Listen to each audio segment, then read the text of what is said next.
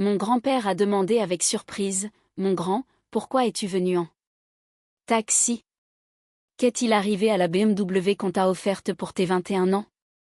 Avant que je puisse répondre, ma mère a souri et a dit, « Cette voiture appartient à sa sœur maintenant. » Mon grand-père est resté silencieux un instant, plongé dans ses pensées. Et ce qu'il a fait ensuite m'a rendu vraiment fier de lui. Je m'appelle Maxime. J'ai 26 ans, je suis le petit-fils aîné, le réparateur silencieux d'une famille bruyante. Si quelque chose vacille, je le cale. Si quelqu'un oublie un anniversaire, je traverse la ville avec un gâteau et un marqueur indélébile. Je gère un petit atelier dans un garage loué où je peins à la main des boules de Noël, des rouges-gorges en verre, de minuscules chalets. Avec des fenêtres givrées, de petites boules à neige qui ne fuient pas si on les scelle correctement. La plupart du temps, mes mains sentent le vernis. J'aime les listes de tâches, le café de la machine qui a un léger goût métallique, et la sensation d'une ligne de peinture droite quand mon poignet ne tremble pas. Les gens pensent que je suis patient. La vérité, c'est que je suis allergique au conflit. J'ai appris très tôt qu'une voix calme et une carte bancaire règlent la plupart des urgences familiales plus vite que n'importe quelle dispute. C'est tout notre Maxime. Maman aime dire qu'il est d'une nature stable. Le samedi où tout a basculé, je suis arrivée chez mes grands-parents en taxi. Parce que j'avais les bras chargés de boîtes d'échantillons pour le marché de Noël et parce que la BMW ne faisait plus partie de ma vie. J'avais encore des paillettes dans les cheveux à cause d'un lot de flocons de neige qui en perdait autant qu'un chat stressé perd ses poils. J'étais à mi-chemin sur le perron, en train de faire tenir une boîte en équilibre sur mon genou, quand papy Jacques a ouvert la porte dans son gilet en laine et m'a dit avec une chaleur surprise, « Mon grand, pourquoi es-tu venu en taxi? Qu'est-il arrivé à la BMW qu'on t'a offerte pour tes 21 ans ?» Je suis restée figée. La porte moustiquaire a grincé sur son ressort. Dans le miroir de l'entrée, je me suis vue, fatiguée, couvert de taches, ressemblant au genre de gars qui dirait « Ça va. Ce n'est rien. Ne t'inquiète pas. » Avant que je puisse répondre, ma mère est sortie de la salle à manger avec un sourire éclatant et répété qui signifiait qu'elle avait déjà décidé de la version de l'histoire. Cette voiture appartient à sa sœur maintenant, a-t-elle dit, comme si c'était une chute de blague que nous allions tous apprécier. La température de la pièce a changé. Mon oncle a arrêté de mâcher. La vieille horloge comtoise du vestibule est devenue très bruyante. Papy est devenu très immobile. Il a regardé maman, puis moi, puis à nouveau maman, comme s'il lisait les étiquettes de boîtes de conserve qu'il ne se souvenait pas d'avoir achetées. Appartient à qui, a-t-il demandé, même s'il avait très bien entendu. À Léna, a dit maman, tu sais à quel point elle travaille dur. Maxime conduit à peine. Il ne fait que peindre des petites boules. Elle a fait un petit rire doux. Le genre de rire qui se veut bienveillant. Mon oncle a reniflé exactement au bon moment. Maman, ai-je dit. Ma voix a fait un bruit aigu et embarrassant. Léna a passé la tête au coin de la porte, sirotant son eau à la paille, le reflet de sa ring light encore visible dans les yeux. C'est juste une question de logistique, a-t-elle gazouillé. J'ai des rendez-vous professionnels. Papy s'est frotté la mâchoire une fois, comme il le fait quand il calcule mentalement. Il m'a tapoté l'épaule, doucement. Entre, mon garçon, a-t-il dit, et il m'a conduit à la table. Il n'a pas discuté. Il n'a pas élevé la voix. Il a plié sa serviette et sur ce même ton poli qu'il utilise avec les artisans qui gonflent leur devis. Il a commencé à poser des questions. J'aimerais pouvoir vous dire que j'ai Répondu de façon tranchante. Ce n'est pas le cas. Je me suis glissé sur la chaise à côté de lui et j'ai enfoncé mon pouce dans le carton d'une boîte d'échantillons jusqu'à ce que j'en sente le bord m'entailler la peau. J'ai pris une grande inspiration et j'ai eu un goût de métal dans la bouche. La première question était simple. Depuis quand la voiture appartient-elle à ta sœur, a demandé papy. Papa, a dit maman, avec une pointe d'avertissement dans la voix. Laisse le garçon parler, a répondu papy. Puis il m'a regardé. Attendez, la vérité était tapie dans ma poitrine. Je la sentais gratter. Je ne sais pas, ai-je dit. C'est juste arrivé. Et c'était ça le pire. C'était déjà arrivé tellement de fois auparavant. Les gens idéalisent les entreprises familiales. Ils imaginent une odeur de cannelle dans l'air, une cloche qui tinte au-dessus de la porte, des cousins qui rient en nouant des rubans. Dans ma famille, l'entreprise est le mot qu'on utilise quand on a besoin que Maxime passe sa carte bancaire sans poser de questions. J'ai créé l'atelier de Max. À 19 ans, après un job d'été où j'emballais des kits de loisirs créatifs. Avec mon premier salaire, j'ai acheté un aérographe d'occasion au bouton capricieux. Et un carton de boules en verre mal imprimé, bradé par un magasin d'articles de fête qui fermait. Le soir, je regardais des vidéos de calligraphie. Le premier Noël, j'ai installé une table pliante devant un supermarché et je me suis gelé le visage en peignant. Emma, Gabriel, le coach Thomas, des noms-dons. Je me souviens encore parce que ces gens se sont arrêtés et ont souri à un gamin qui faisait un travail minutieux. À 21 ans, j'avais des habitués, des maîtresses d'école qui revenaient chaque année pour toute leur classe, de jeunes couples qui commandaient une version miniature de leur maison avec le bon nombre de fenêtres. La BMW était l'idée de papy. Il avait dit, un artisan a besoin de roues fiables, et il m'avait emmené chez un concessionnaire où il avait ignoré les voitures tapa accent grave l'œil et stupide pour choisir une berline d'occasion. Raisonnable, avec de bons freins et un coffre assez grand pour mes présentoirs de marché. Il a serré la main du vendeur et a dit, ce n'est pas pour parader. C'est pour travailler. Il m'a tendu la clé avec cette fierté pragmatique qui est plus chaleureuse que n'importe quel discours. Maman a souri pour la photo. Plus tard, ce sourire s'est refroidi, non pas parce qu'elle n'aimait pas que j'ai une voiture. Elle aimait tout ce qui pouvait être exploité, mais parce qu'elle n'était pas celle qui conduisait à ce moment-là. Nous gardons les choses équilibrées, disait-elle. L'équilibre du capital familial chez nous signifiait que si Maxime a un outil, il devient une propriété commune. Si Léna a une plateforme en ligne, elle devient l'identité de la famille. Léna a 22 ans. Elle est charismatique, comme dit maman, elle est la vitrine. Traduction. Elle poste des trucs sur les réseaux. Elle parle face à une caméra comme s'il s'agissait de vraies personnes, et les gens lui répondent. Une fois, au lycée, elle a reçu un legging gratuit pour avoir mentionné une marque. Et on aurait cru qu'elle avait découvert la pénicilline. L'intrusion a commencé doucement. Léna avait besoin qu'on la dépose pour une collab. Léna avait besoin d'emprunter la BMW juste pour le week-end. Maman avait besoin de la carte pro pour payer une petite campagne de pub afin d'aider tout le monde. Elle m'a demandé mes identifiants pour pouvoir me soutenir dans le marketing.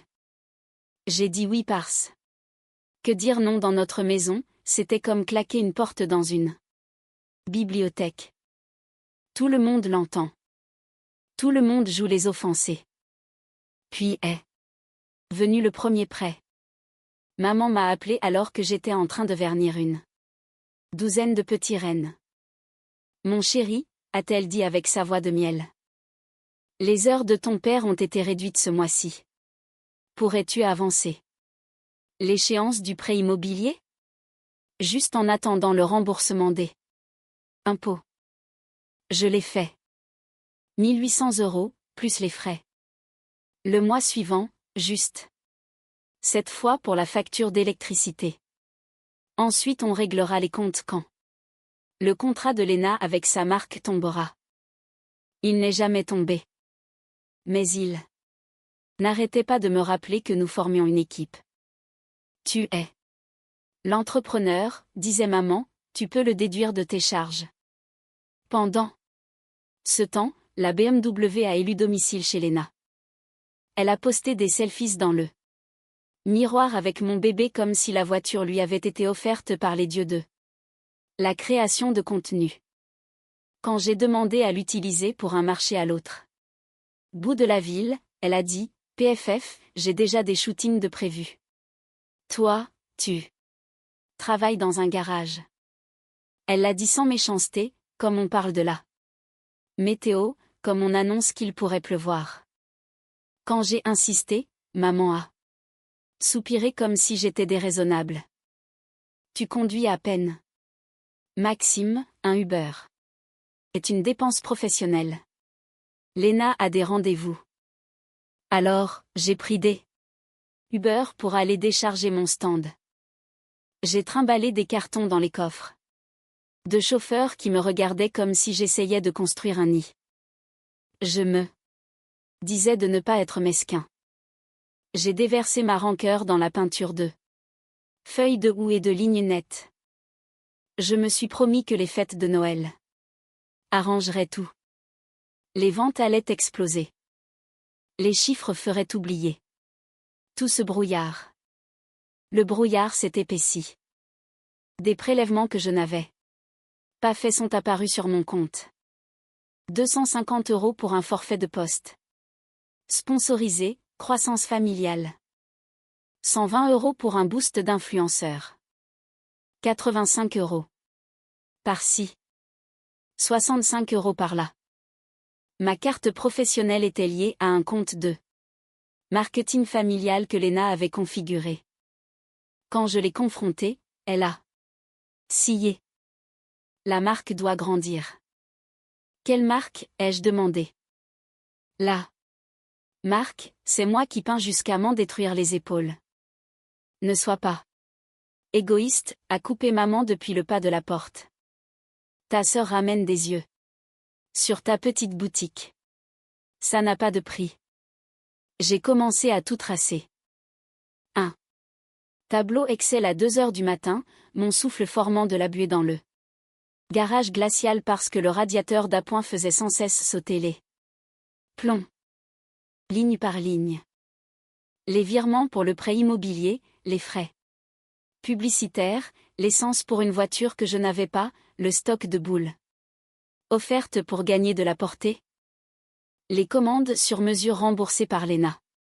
Sans me demander parce qu'il faut se montrer généreux pour la confiance de l'audience. J'ai refait l'addition 2 fois tellement je n'y croyais pas là. Première. La conversation de groupe de la famille s'appelle le cocon familial. Ce qui est encore plus drôle quand c'est vous qui passez à la caisse. Maman a annoncé l'organisation du grand repas de réveillon. Tout le monde participe. À hauteur de 300 € pour le traiteur. Léna ne peut pas, elle investit dans son contenu. Maxime couvrira sa part. Il nous doit aussi pour l'assurance de la voiture. J'ai tapé et effacé 10 réponses. Finalement, j'ai écrit, j'ai déjà beaucoup couvert. J'ai besoin de récupérer la BMW. Et s'il vous plaît, arrêtez d'utiliser ma carte. Maman a répondu instantanément. Ingrat. Ton grand-père a offert cette voiture à notre famille. C'est nous qui décidons de ce qui est le mieux. Léna a mis un petit cœur sur le message de maman et a envoyé un selfie avec la légende, toujours au boulot. Papa a envoyé l'emoji poussant l'air. Le signe universel pour dire « Je n'ai pas envie d'être là ». Cette semaine-là, ma banque m'a notifié un découvert. Le prélèvement automatique de mon loyer d'atelier est passé juste après qu'un autre frais publicitaire a été validé. J'ai dormi sur le sol de l'atelier cette nuit-là parce que rentrer à la maison me donnait l'impression de perdre pied. J'ai écouté le tic-tac de l'horloge du bureau et j'ai fait des promesses au plafond. C'est la dernière fois que je porte tout le monde. Je vais dire quelque chose. Je le ferai. 2 jours plus tard, la table de papy, un poulet rôti, des petits pains moelleux. Des petits pois au beurre qui ont le goût de l'enfance. Il m'a passé les petits pois. Alors, a-t-il dit, comme s'il demandait quel temps il faisait, la voiture. Maman a bondi. Papa, n'en fais pas toute une histoire. Papy a souri d'une façon qui n'a pas atteint ses yeux. Je demande juste la version des faits. Léna a remué son eau avec sa paille. C'est simple, je l'utilise plus souvent. Papy m'a regardé. Et toi, mon garçon, es-tu d'accord pour dire que c'est simple? Le seul mot qui est sorti était petit mais solide. Non. Ça n'a rien réparé, mais ça m'a changé. Le lendemain matin, maman m'a ajouté à une nouvelle discussion appelée « Stratégie de Noël ». Il y avait des cases avec des codes couleurs et des pourcentages qui ressemblaient à une demande de rançon. Maman, stand familial cette année. Léna filme, Maxime produit, papa gère la logistique. Partage des bénéfices, 60% Léna, marketing, 20% fonds. Familial, facture de la maison, 20% Maxime, matériel. J'ai fixé l'écran. Jusqu'à ce que les chiffres deviennent flous. C'était là, du vol déguisé en travail d'équipe. Moi, non. Mon stand, mes produits. Je paierai pour de l'aide. Je ne cède pas 80%. Maman, nous t'avons élevé. Léna a aussi besoin du terminal. SumUp, j'ai connecté mon compte pour que les paiements arrivent vite sur mon appli, c'est plus facile pour tout le monde. Plus facile pour tout le monde? Sauf pour moi. Je n'ai pas argumenté avec des paragraphes. J'ai ouvert un nouvel onglet et j'ai commencé une liste intitulée « Tout ce que j'ai payé ». Elle était plus longue que ce que je pouvais garder en mémoire. Le total trônait là. Comme un défi, et c'est à ce moment-là que le sol s'est dérobé sous mes pieds. Et j'ai réalisé que je pouvais être soit la banque, soit l'entreprise. Je ne pouvais pas être les deux. J'ai appelé papy. J'ai besoin d'un conseil, ai-je dit. Ma voix semblait ne pas m'appartenir. Viens, a-t-il dit. Aucune question. Il avait déjà un bloc-notes jaune sur la table à mon arrivée. Il a poussé un stylo vers moi. Dis-moi ce que tu dois et ce qu'ils te doivent, a-t-il demandé. J'ai ouvert mon ordinateur et je lui ai montré le tableau Excel. Les virements du prêt immobilier, l'électricité, juste en attendant les impôts. Les forfaits publicitaires que je n'avais jamais approuvés. L'essence et l'assurance d'une voiture que je n'utilisais pas. Le stock offert à des influenceurs qui ne nous avaient jamais identifiés. Les remboursements que Léna avait émis sans demander parce qu'il fallait s'attirer la bonne grâce du public. Il a écouté sans m'interrompre, en faisant juste une petite coche tous. Les 100 €. Méthodique comme un métronome. Quand j'ai eu fini, il a regardé la page puis moi.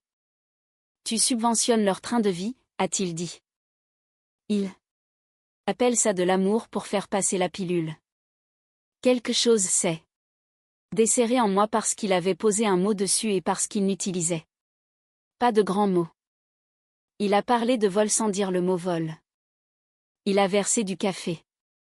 D'accord, a-t-il dit, voici ce qu'on va faire. Ce soir-là, j'ai changé tous les mots de passe. J'ai déconnecté tous les appareils. J'ai fermé le compte joint dont maman avait oublié de se retirer. J'ai commandé un nouveau terminal de paiement. J'ai rédigé un PDF intitulé « Relevé des transferts, des frais non autorisés et des pertes de stock ». Puis j'ai envoyé un seul message dans « Stratégie de Noël » et un autre dans « Le cocon familial ». Moi, voici les reçus pour tout ce que j'ai payé pour la maison depuis l'année dernière, plus les frais professionnels prélevés sans mon consentement. Total, 8 742,19 €. Je ne financerai pas vos factures cet hiver. Je n'utiliserai pas le marketing de Lena. Je ne partagerai pas mes bénéfices. Ramenez la BMW d'ici vendredi à 17 h. Où je signalerai l'utilisation non autorisée d'un véhicule professionnel. C'est ma limite. Maman, des menaces envers ta propre mère. Quelle honte. Lena, pour une voiture? Grandis un peu. Papa, calmons-nous. Je n'ai pas répondu. J'ai pris le vieux pick-up de papy pour aller à l'atelier, j'ai travaillé jusqu'à 3 h du matin et j'ai fabriqué 2 panneaux, boules personnalisées. Espèce carte Lydia, nouveau terminal, et réduction familiale suspendue. Scotcher ce deuxième panneau m'a fait mal et m'a guéri en même temps. Vendredi. À 17h23, la BMW n'était pas sur mon parking. À 17h26, j'ai cliqué sur signaler une utilisation abusive de véhicule auprès de mon assureur et j'ai envoyé le PDF à la famille, ainsi qu'à ma tante Valérie qui est assistante juridique, et à papy. Objet de l'email, historique pour les dossiers de l'entreprise. Mon téléphone s'est mis à clignoter comme une machine à sous. Maman, comment oses-tu impliquer des personnes extérieures? Lena, tu as gâché mon week-end. Moi, ramener la voiture où je donne suite. À 19h11, des phares ont balayé le parking. Lena est sortie, a jeté les clés comme on se débarrasse d'un chewing-gum, et a refusé de croiser mon regard. Le réservoir est presque vide, a-t-elle lâché. J'en avais besoin. Il y avait une nouvelle rayure le long de la porte arrière. J'ai pris des photos. Je n'ai rien dit. Elle a commandé un Uber et est partie. Le parking est devenu silencieux, à l'exception de la banderole bon marché que j'avais accrochée et qui claquait contre ses rayets. J'ai posé mon front sur le toit froid de la BMW et j'ai tremblé.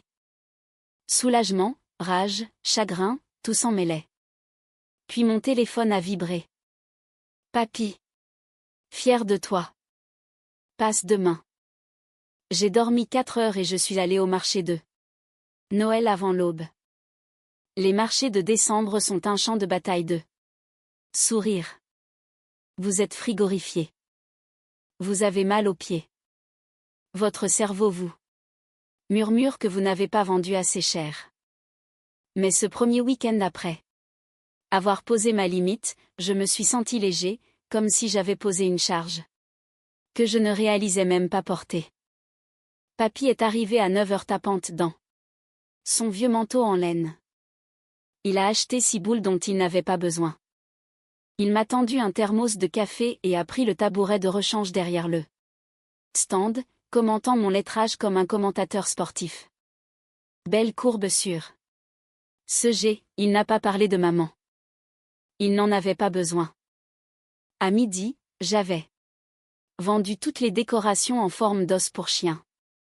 Une femme m'a demandé d'écrire Milo avec un petit cœur. Pendant que j'écrivais, mon téléphone vibrait sans arrêt avec l'alternance de culpabilité et de fureur de maman.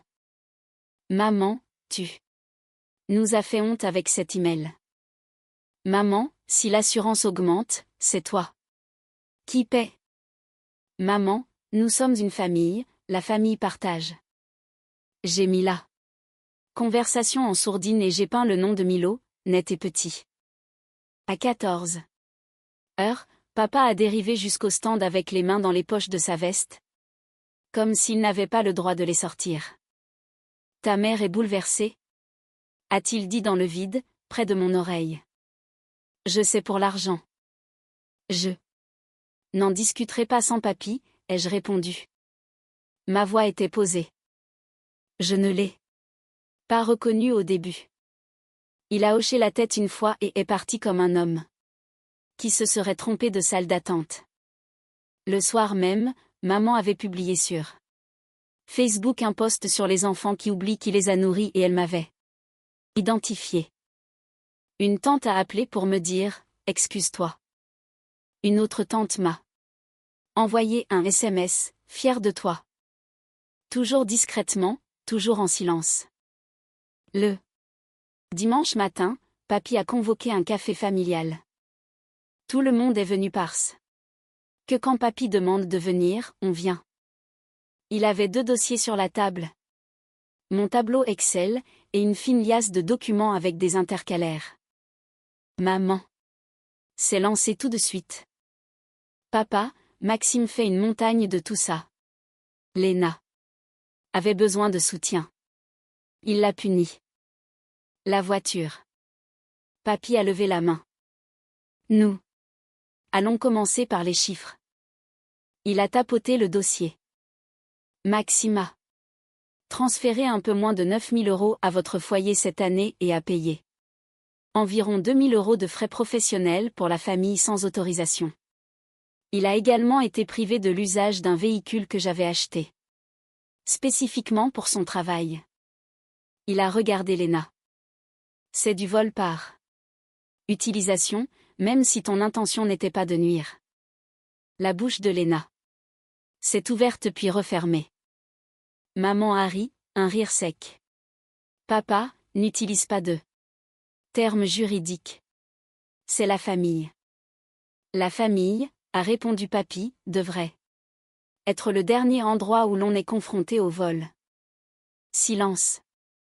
Le réfrigérateur bourdonnait. Papa fixait les joints du carrelage. Papy s'est tourné vers moi. Que veux-tu, Maxime? Je n'ai pas fait de discours.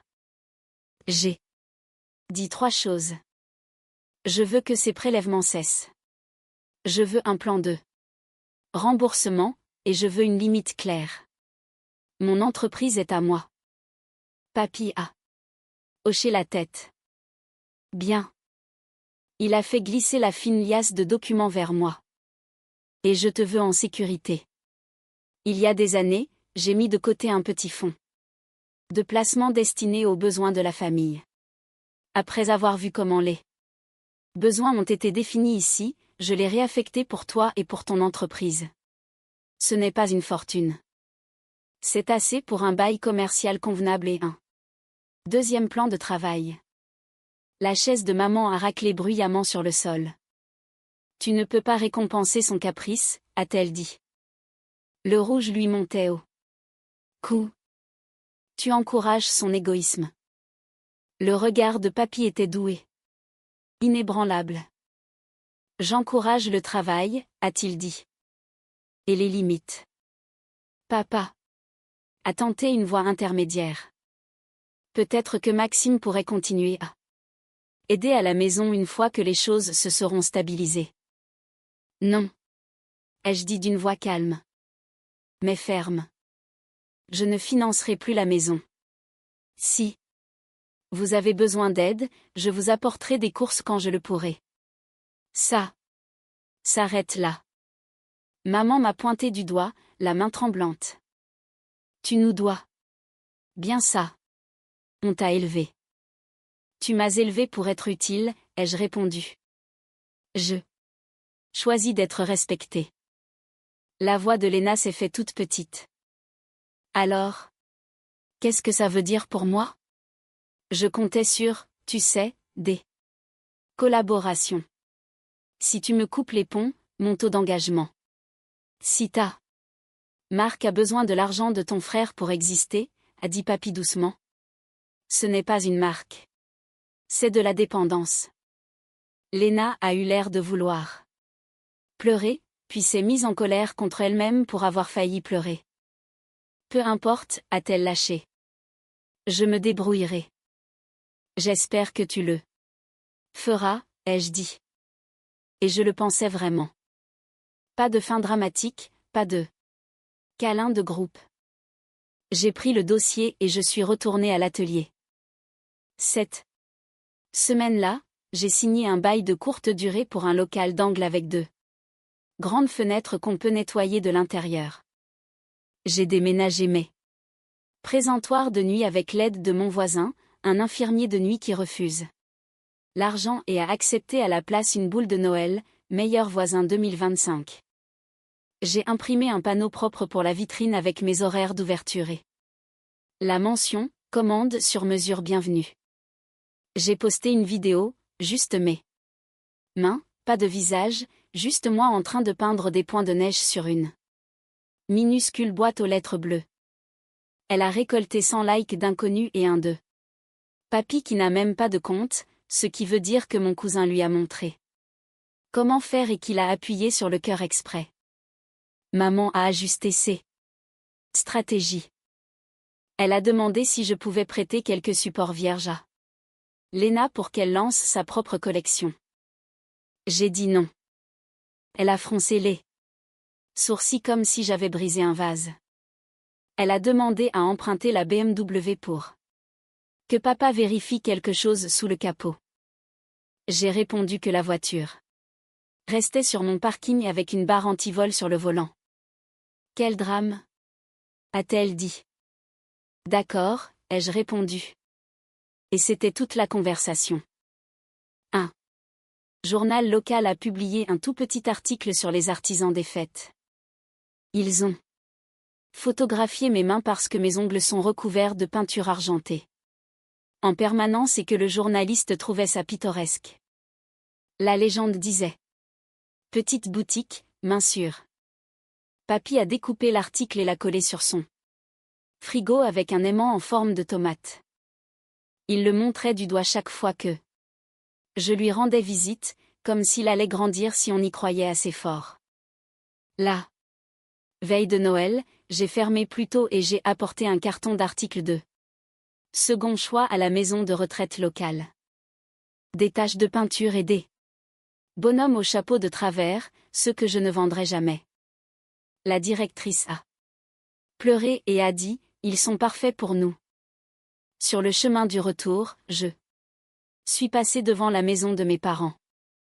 Par la fenêtre, on voyait Léna se filmer près du sapin, grand sourire, éclairage parfait. Pendant une seconde, j'ai eu un pincement au cœur. Puis j'ai continué à rouler. J'avais du chocolat chaud à préparer et une boutique à ouvrir le lendemain matin. Le mois de janvier a été calme. Le calme, c'est ce qui permet de s'entendre penser. J'ai utilisé le fonds d'investissement pour réparer une fuite, acheter une vraie cabine de peinture et embaucher un lycéen prénommé Léo pour les après-midi. Léo colle les étiquettes plus droite que moi et me prévient quand ma vitrine ressemble à l'étagère d'un daron, ce qui est apparemment à la fois une insulte et une boussole. On rit beaucoup. Maman lance encore des perches de temps en temps. Dîner de famille, apporte des boules de Noël. Je n'y vais pas. Je réponds.